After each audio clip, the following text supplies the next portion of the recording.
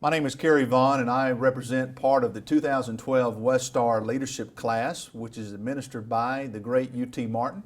And I'm here with the great John Scott this afternoon. John's a good friend and also the headmaster of Tipton Rosemark Academy.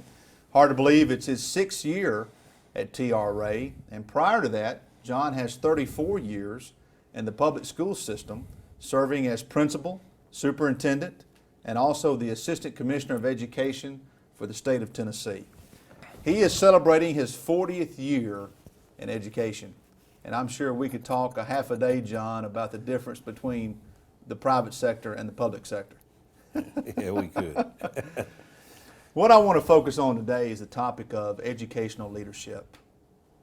Maxwell is a great mentor, and I'm a fan of his, and he would say that everything rises and falls on leadership. He would also define a leader as anybody or anyone who has influence. Right, wrong, or indifferent. If you have influence, you're a leader. If you're leading and nobody's following, then you're just out for a long walk. And so as we kind of take a look at that, I want to hone in on the role of a leader and how important is that in this topic of educational leadership. Well, I think it's essential. You know, people have to understand what the leader's trying to do, and the best way to do that is for them to be in that role. It really boils down, Cary, to me, is this, and it's not this simple, but it is because it is very complex, but it is simple to understand. It's either you're influencing the situation or you're controlling the situation. And if you're trying to control it, you're fighting a hard battle, because people are very difficult to control. They say control is an illusion because you just can't control anybody. If you influence people and you're able to get them to do what you need for them to do or the organization needs for them to do, then you become a leader. It's not manipulation. It's just plain good out influencing them to understand what the job is. Peter Drucker said this years ago. He said, it's easy to be a leader. You just tell people what you want them to do, give them what they need to do it with, and then get out of their way and let them do it. And that's really the beginning part of leadership. It gets more complex as it goes along, but that's really that simple statement by Drucker has been a byline of mine as far as what I've tried to do all my life in the leadership aspects. You get away from the control then, because the influence that you placed on them and the products you give them to work with, they're able to get out and get it done the way that they feel like it can be done. I just feel, the whole thing is you have to become what you are, what you want to be. And if the world sees you as somebody trying to strive to gain and accomplish something for the good of other people, then they want to be a part of that a lot of times. So it's, again, it's a real important part of the role, because the followers also have to follow a role and be a part of that too. I believe that everything happens by relationships. How do you lead here at Tipton Rosemark Academy through those relationships? Well, and I've thought long and hard about that, and I'm going to give it to you through this type of illustration or analogy. And I'm not trying to be critical, because I've been on both sides of the fence. I've been in public education for a long time, and right now, public education is changing their approach toward the educational process by holding an accountability of people, teachers, kids, parents, through a testing venue, where they have to test and data proves what they're doing. And I know that that's an important part of any organization's success, is accountability. I'm a firm believer that you can get some results out of that, but you're going to get your best results out of building relationships.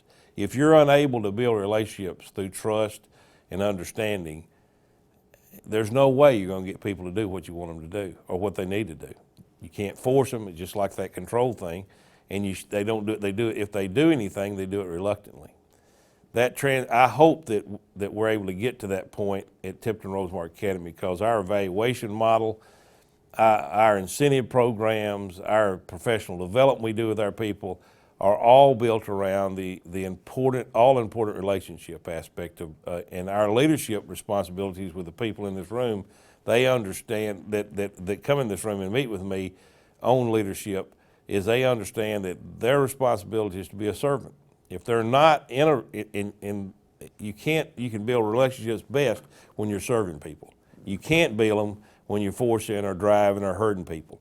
And so when we serve, we build those relationships of trust and understanding, and people naturally want to be part of that. I think at the end, this is what it all comes down to be. Everybody's a volunteer when it really gets to the end, because there are a lot of options out there for folks. And if you can't make them feel good about themselves with a simple thank you in that relationship building, they'll take that other option on you, and you'll lose good people because of that. I've made that mistake before in my leadership because I forgot the importance of telling people thank you. So that relationship level of building, it's an important part of it.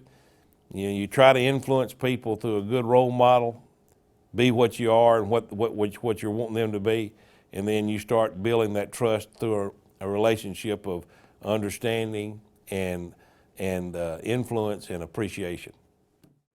Several buzzwords on mentorship, discipleship, taking others under your wing, grooming the next generation of leaders. How important is it to reproduce leaders here at Tipton Rosemark Academy? It's the most important thing we do. We have a responsibility to aid the profession of educational leaders by grooming those leaders and developing those individuals that can formulate a panoramic view of the organization as opposed to a singular view, what they're interested in or what their responsibilities are. My greatest joy in this job has been in that part of developing leaders out of young men or young ladies that are looking and trying to be a part of the educational process.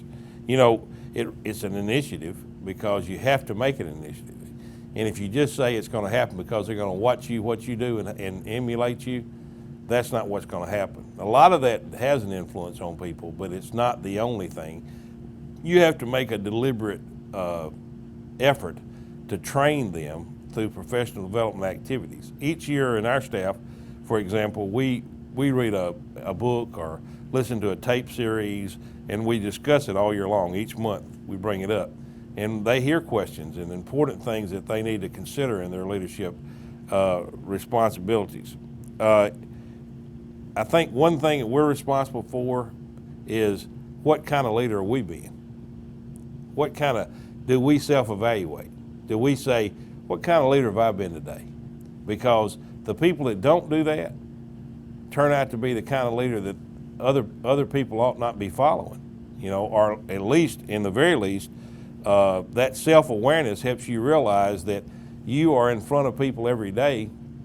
What you do say and how you act has an influence on what they do say and how they act.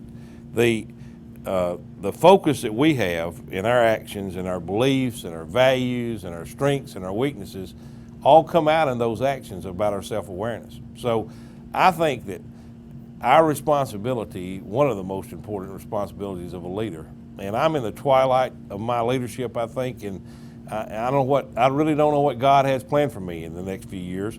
It may be that I'm here, I'm happy here, and I feel like I'm meeting that mission for Him.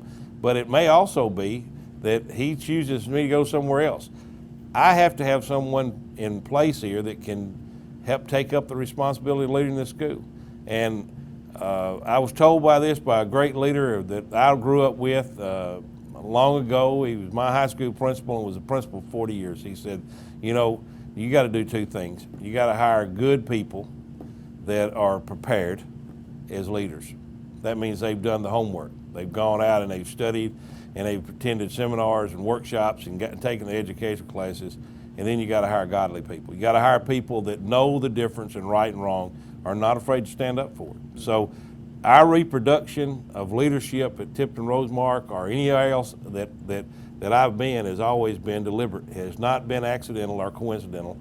It's been because we've made a definite effort to identify leaders and to try to bring them along in the process of leadership. Somebody once said that there's no I in team, but there's an I in win. Everybody wants to win. Everybody wants to be results driven. How important is that here at TRA? Probably one of the most difficult parts of the job, because in education and in leadership in general, in education specifically, we're dealing with people. We're not dealing with products. So results sometimes are easily measured when you deal with product.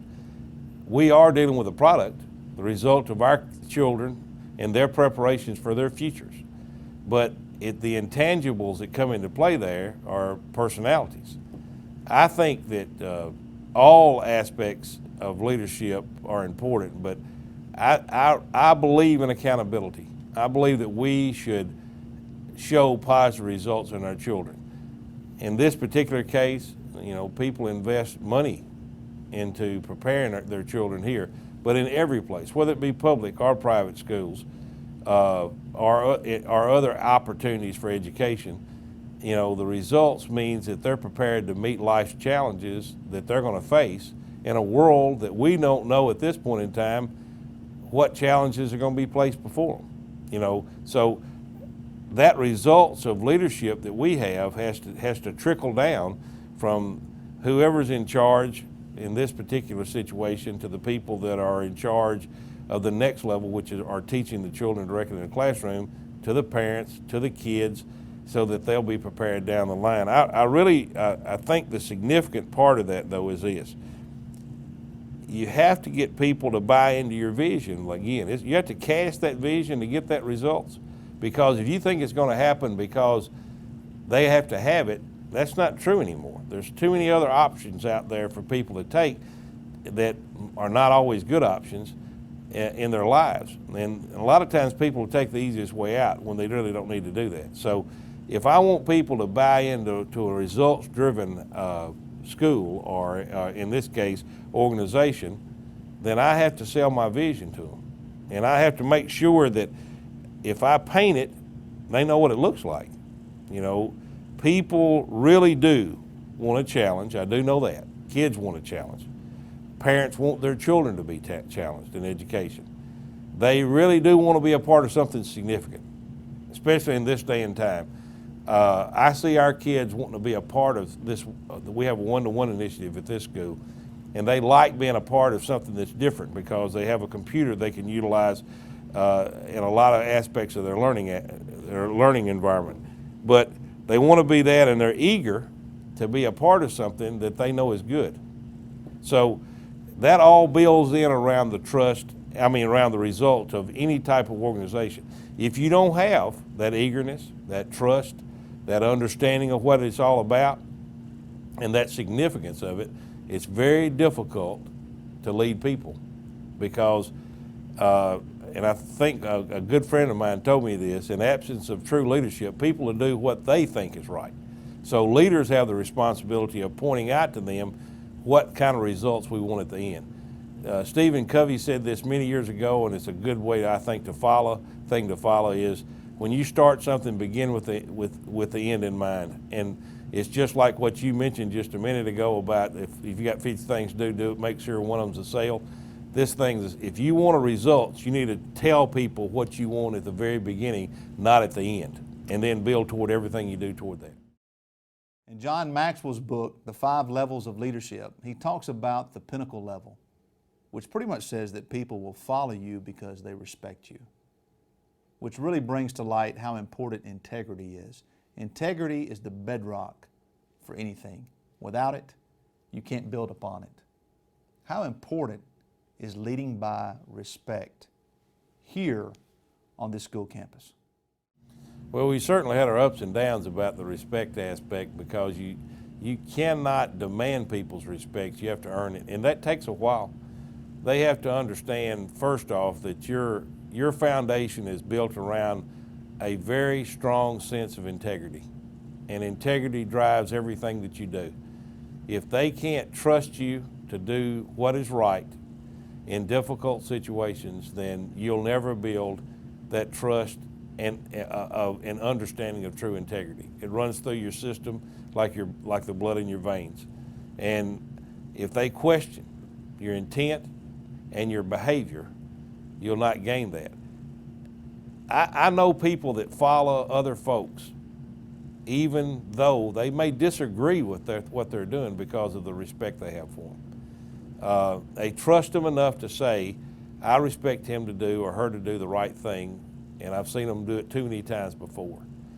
You and I have talked about the importance of integrity and the importance of driving people the right direction. And the thing about leaders, that there's a buzzword out there now about leadership called authentic leadership. Integrity drives authentic leadership. There were two leaders that were in the 1940s that were true leaders in one aspect, but they had no benevolence, so their regimes fell. One was Adolf Hitler, and one was Mussolini. Both of them were leaders. They led people to do things they wanted them to do, but their kingdoms crumbled because they had no integrity. People could not believe they would do what they said they were going to do. Years ago, a long time ago, was a leader, and Peter Drucker quoted him many times, but he said, you know, you got to not only be able to talk the walk, you got to walk the talk. And if you can't do what you say, what you're supposed to do, and don't do it, people won't follow you. They won't respect you, and they won't try to support what you're trying to do. Even when they're in disagreement with you, they'll still support you if they respect you. Words of wisdom from a wise man. John, we thank you so much for your time this afternoon. It's been my pleasure, Cary. We've been speaking with John Scott today, headmaster of Tipton Rosemark Academy. Some of the ground that we've been covering is how to lead by your role, how to lead by relationships, how to lead by reproducing others, how to lead by results, being results driven, and also how to lead by respect. You know, sometimes warriors make the way for leaders.